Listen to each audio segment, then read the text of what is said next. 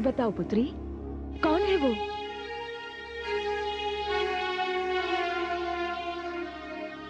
असुर राज दंभ के पुत्र राजकुमार शंखचूड़।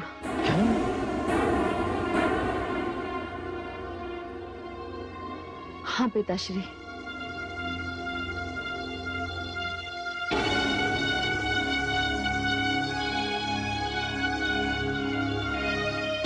पिताश्री,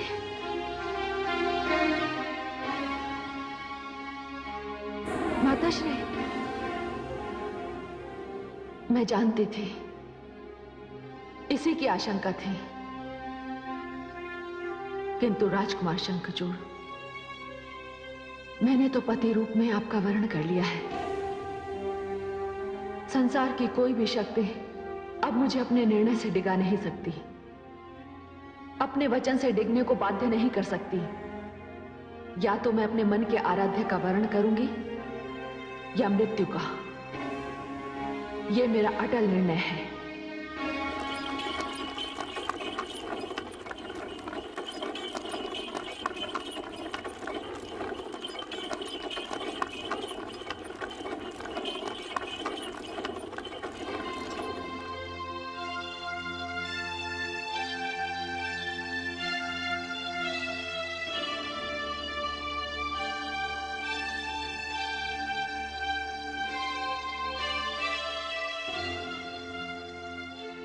आइए दानवराज, आइए।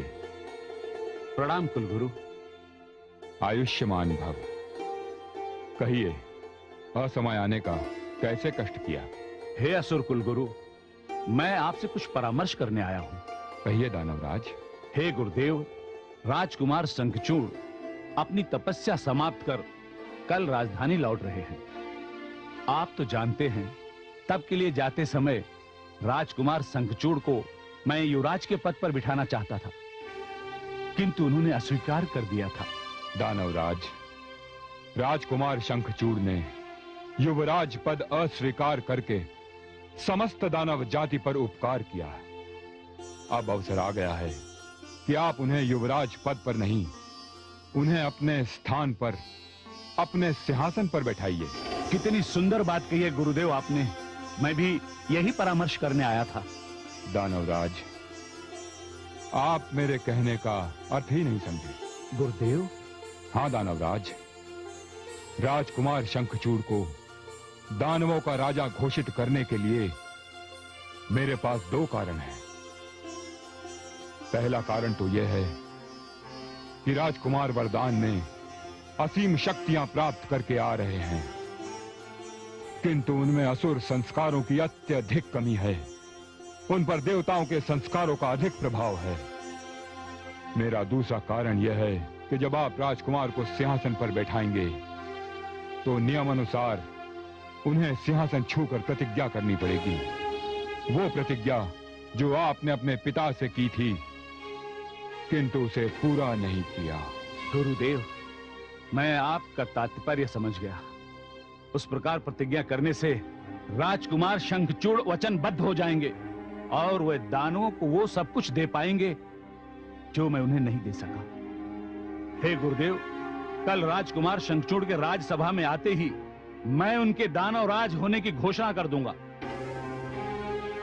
गुरुदेव, मुझे आज्ञा दीजिए, मैं चलता हूं। प्रणाम गुरुदेव।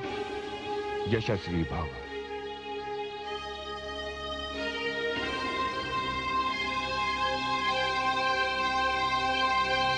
अति सुंदर। राजकुमार शंखचूड़ की, राजकुमार शंखचूड़ की, राजकुमार शंखचूड़ की, राजकुमार शंखचूड़ की, राजकुमार शंखचूड़ की।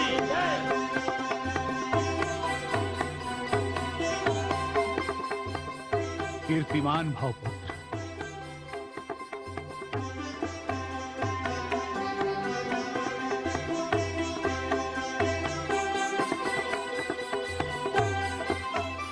प्रणाम कुलगुरु। यशस्वी भव।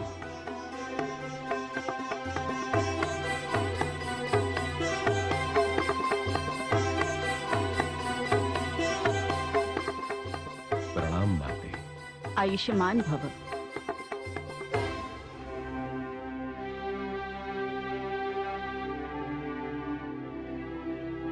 दानव लोक के सभासदों, कुलगुरु श्री शुक्राचार्य की अनुमति से आज मैं आप लोगों के सामने एक घोषणा करना चाहता हूं। आज संपूर्ण दानव लोक के लिए बड़े ही हर्ष का दिन है। आज राजकुमार शंखचूड़ अपनी तपस्या द्वारा असीमित शक्तियां प्राप्त करके लौटे हैं। तपस्या पर जाने से पूर्व मैं राजकुमार शंखचूड़ को युवराज घोषित करना चाहता था, किंतु यह हमारी भूल थी। हाँ पुत्र, ये मेरी भूल थी कि मैं तुम्हें युवराज बनाना चाहता था, किंतु तुम तो मेरे सिंहासन पर बैठने के योग्य हो चुके हो। और आज मैं तुम्हें अपने स्थान पर इस सिंहासन पर बिठाना चाहता हूं। पिताश्री। नहीं पुत्र, मैं निर्णय ले चुका हूं। इस सिंहासन को छूकर अब तुम वो प्रतिज्ञा करो जो प्रतिज्ञा इस सिंहासन पर बैठने से पहले मैंने की थी और जिसे आज तक मैं पूर्ण नहीं कर सका।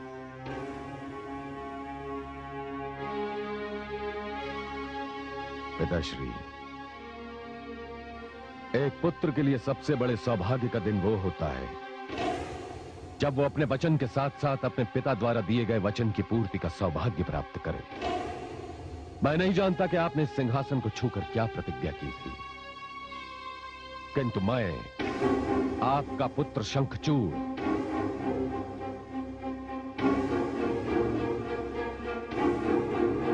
इस सिंहासन को छूकर आपको यह वचन देता हूं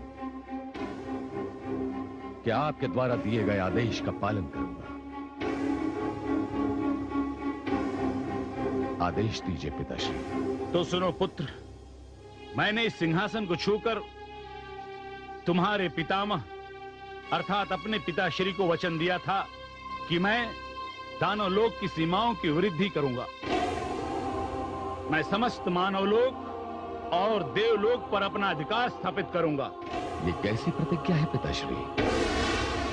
ये कैसा वचन है? क्या सिंहासन प्राप्ति का अर्थ केवल सीमाओं का विस्तार है? क्या सिंहासन प्राप्ति का अर्थ केवल दास प्रथा की वृद्धि करना ही है?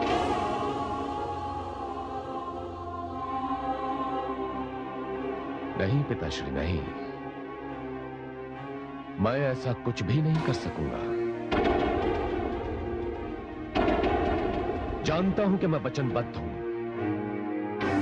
किंतु वचन देने के बाद उसका पालन न करने का जो दंड होता है वो मैं स्वयं को दूंगा,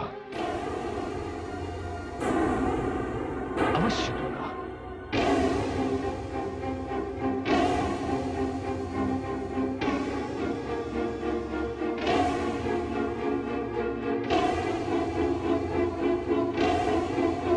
गुरुदेव, गुरुदेव ये क्या? दुर्भाग्य ने घर में कैसी सेध लगाई है गुरुदेव। एक असुर के घर में देवता कहां से आ गया? मैं तो लुट गया गुरुदेव, मैं तो लुट गया। नहीं दानवराज, आप निराश न हो। आप जानते हैं कि मैं भविष्यवक्ता हूं। मैं देख रहा हूं कि आपकी प्रतिज्ञा का, आपको दिए हुए वचन का पालन आपका पुत्र शंखचूड़ ही करेगा। गुरुदेव। हाँ दानवराज, बस ये समझिए कि ये असुर कुलगुरु शुक्राचार्य का वचन है। महाराज, अब क्या होगा? ये क्या अनर्थ हो गया? महारानी, मैं ये अनर्थ कैसे होने दे सकता हूं? एक देव कन्या को एक असुर के हाथों कैसे सौंप सकता हूं? वो तो सब ठीक है महाराज, किंतु आप अचानक वहां से चले क्यों आए? आपको अपनी पुत्री को समझाना चाहिए था। आप सत्य कह रही हैं। वो सब अकस्मात सुनकर मेरी समझ में ये नहीं आया कि क्या कहूं और क्या करूं। आप तो जानती हैं मैं तुलसी से कितना स्नेह करता हूं। स्नेह के साथ साथ मैं उसका कितना सम्मान करता हूं। कदाचित उसका विरोध करने के लिए मैं अपने अंदर थोड़ा साहस जुटाना चाहता था, महारानी, चलिए हम अपने पुत्र को समझाते हैं और ये अनर्थ होने से बचाते हैं। चलिए महाराज। चलिए।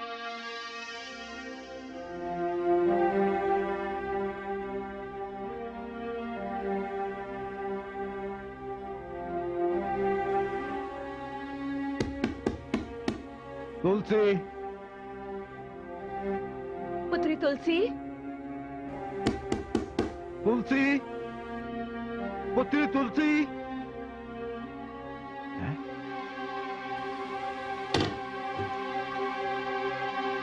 तुलसी, पुत्री तुलसी, तुलसी, तुलसी, तुलसी। तुलसी कहाँ चली गई? यहीं कहीं होगी, उद्यान गई होगी। हो सकता है कमल ताल के तट पर होगी। चलो चलकर देखते हैं।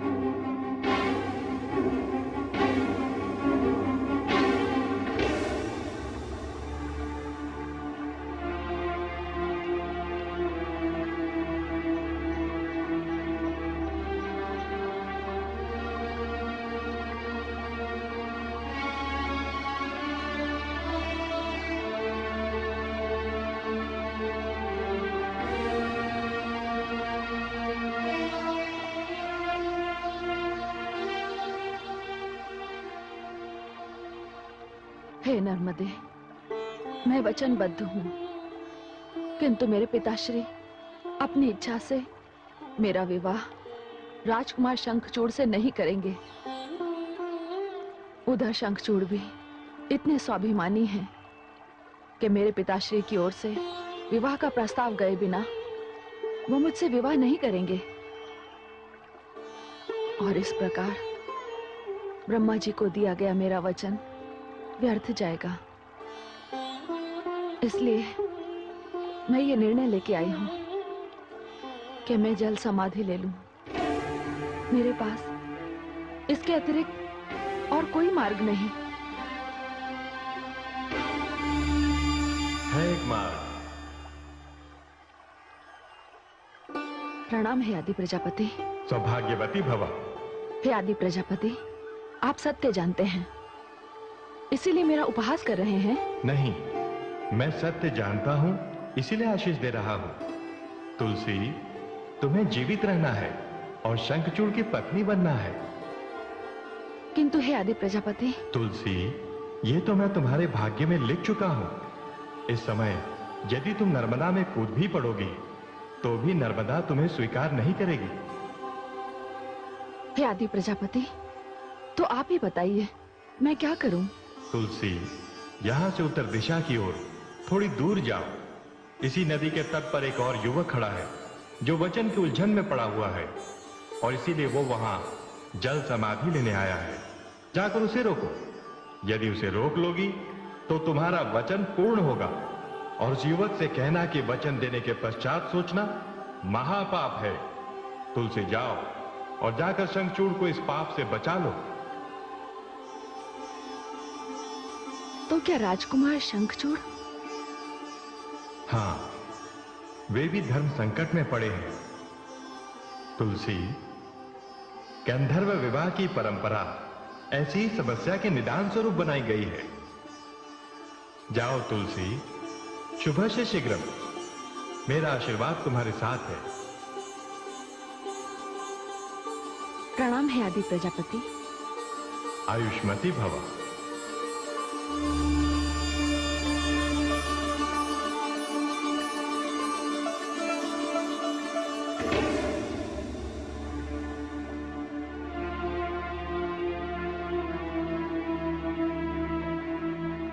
हे नर्मदा,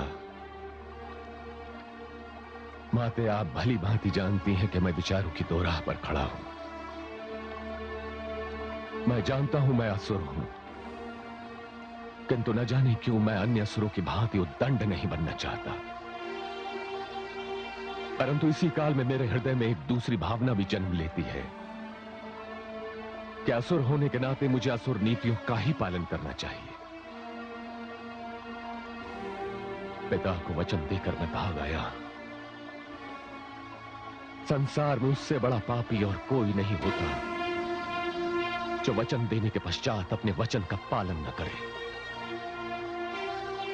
इसलिए हे माते नर्मदा, मुझे अपने चरणों में स्थान दे दीजिए, क्योंकि वचन भंग का प्रायश्चित जल समाधि के अतिरिक्त तब और कुछ हो ही नहीं सकता। ठहरिए। नहीं राजकुमार,